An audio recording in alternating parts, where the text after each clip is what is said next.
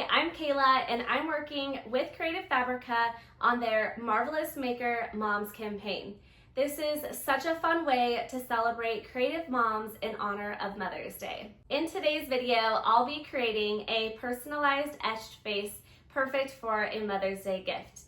I'll be using my Cricut machine and designs found from Creative Fabrica. First, I'll show you what supplies I'll be using, then we'll get into the step-by-step tutorial.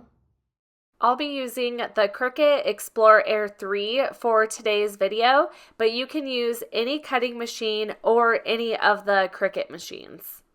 I'll be using a glass vase. I found this one at the Dollar Tree for just $1.25. You'll need something to work as a stencil. I'll be using Oracal 651 permanent vinyl. This works really well. You'll also need transfer tape to apply the vinyl to the vase. I am using Caesar transfer tape. I also recommend painter's tape to tape around the vinyl to prevent any etching cream to get outside of your design. You'll of course need glass etching cream. I'm using Armour Etch. When using this, wear protective clothing, eye protection, rubber gloves, and use in a well-vented area. You'll need a weeding tool and a paintbrush. Lastly, you'll need a tape measure to measure your vase. I'm going to take the sticker off the bottom of the vase first. I always have a hard time with this. I have heard so many people say Goo Gone works, but I've never bought it. I just need to get on Amazon and purchase it, but I like to spray rubbing alcohol on it and that eventually will get it off. There were a couple different vases, but I liked this one because it was a little wider. It gives it a better space for a design. I measured the width of it and I decided to do 3.25 inches for my design width. I'm going to start off in Creative Fabrica first and grab my SVG and font. I'll search for Mom Split Monogram. There is a ton of Mom Split monograms to choose from, which is really fun. I decided to go with this third one here. With Creative Fabrica's All Access subscription, you get access to all of those monograms as well as their SVGs, PNGs, fonts. They include a commercial license as well. You really get everything you need all in one place. I'll have a link in my description box with all the info. I've already downloaded this onto my computer, but what you would do is hit download and it would go into your downloads folder. I'm also going to use the font I Love Glitter.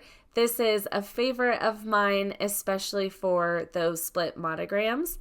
Once again, you would click download, but I already have it downloaded onto my computer. Over in Cricut Design Space, I'll go to Uploads. I'm going to upload that split monogram and I want the SVG file. You can't even see it, but it's pulled in really large. Let me see if I can find it. There it is. Next, I'll click Text. I already have my font selected. I just went to System and typed in I Love Glitter. I'm going to type in my kids' names.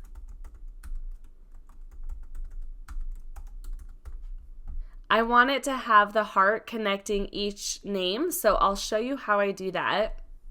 I go into my font book. This is only if you are a Mac user. If you have a Windows, there is another way to do this.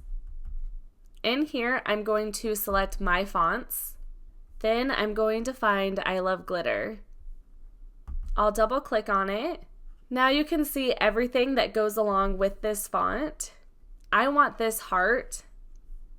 This is really fun. There's a whole bunch of different glyphs in here, but I want this one. I'm going to click on it, then I am going to select copy.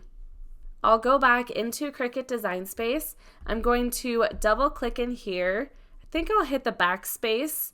Then I want to paste this into Cricut Design Space. I'll hit Command V on my computer and it'll add it in there. Isn't that so cool? I'm going to do it for this one also. One thing with this, I don't love how it looks with the capital letter. To me, it just doesn't look like it flows as smoothly. So I think I'm going to do lowercase for my kids' names. It's mainly that E that just doesn't look right. You can see though the Q looks better there. Okay, I like that a lot better. I want to change this to the same color as mom. Then I'm just going to bring this in here. One thing I think I want to do is make this a little taller. I'm going to hit the unlock button and just bring it down a little bit. Sometimes that will distort things, but it actually looks pretty good here. I want this to fit inside of the monogram. Since I want this to be 3 inches for the width, I'm just going to do that now. Then it'll make it a little easier for me to kind of see how I want this to be lined up. Okay, I like how that looks. This is essentially going to be a stencil, and next what I like to do with that is grab a shape and take a square. I'm going to right click and send it to the back. It's going to make it white for now so I can see it better. And I'm just going to place this around my monogram. I'm going to center this. Okay, that looks great. I'm going to highlight over everything and attach it together. I'm going to be adding the Armour Etch in here, and I don't want it to get on the vase, so this gives a little extra space to prevent that from happening. For my cut setting, I'm going to select Premium Vinyl Permanent Glossy. I'll head over to my Cricut machine and show you how I cut this out. I place my vinyl onto the cutting mat and use my brayer tool to make sure it's pressed down really well. Then I load my mat into the Cricut machine and it will cut out the design. Since this is going to be like a stencil, I'm going to do the opposite of what I usually do when weeding. I'll weed out the actual design.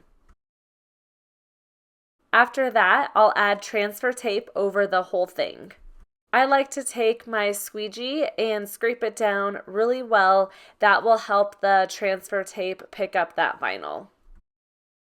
I actually have already washed my vase, but I'm going to spray some rubbing alcohol over where I'm adding my Armour Etch. This will help it work better and remove some oils from my fingertips and things like that. Now I'm ready to add my vinyl. I'm just going to remove the backing of the vinyl and make sure it's all sticking to that transfer tape.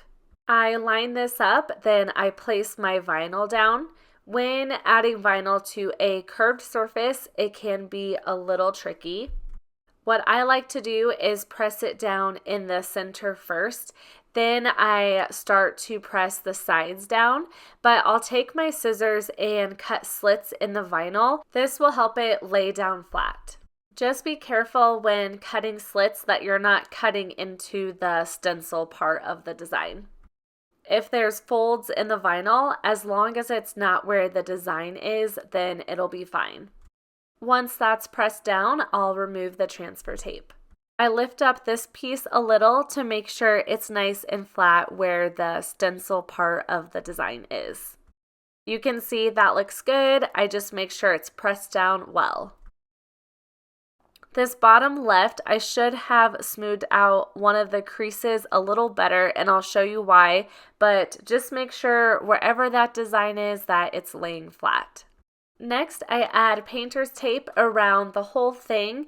I just do this just as a precaution. I just don't want to get any of the Armour Etch past the vinyl. Now is the fun part, adding the Armour Etch. I mix it up a little with my paintbrush, then I start painting it onto my design. Some tips with this is paint it in all different directions. I'm painting it up and down first, then I add some more Armour Etch and brush it from side to side.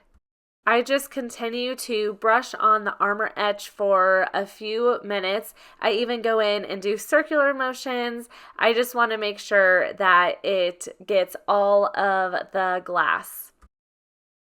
Once I'm done with that, after a few minutes, I let this sit for about 15 minutes. This has sat for about 15 minutes. Now I can rinse it with water.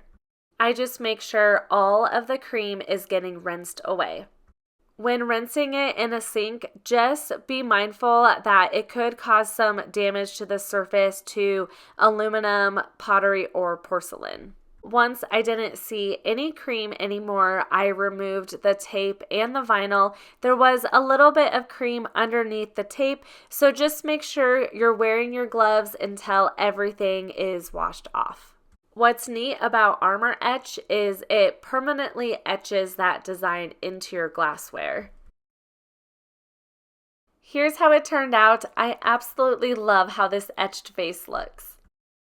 You can see on the bottom left where the vinyl wasn't totally flat on the glass, so definitely learn from me and take your time smoothing it down. Overall, I think it turned out so beautiful. This would make such a meaningful gift for moms, grandmas, sisters. Don't forget to check out Creative Fabrica's All Access membership. Thank you so much for watching, and I hope you enjoyed this project.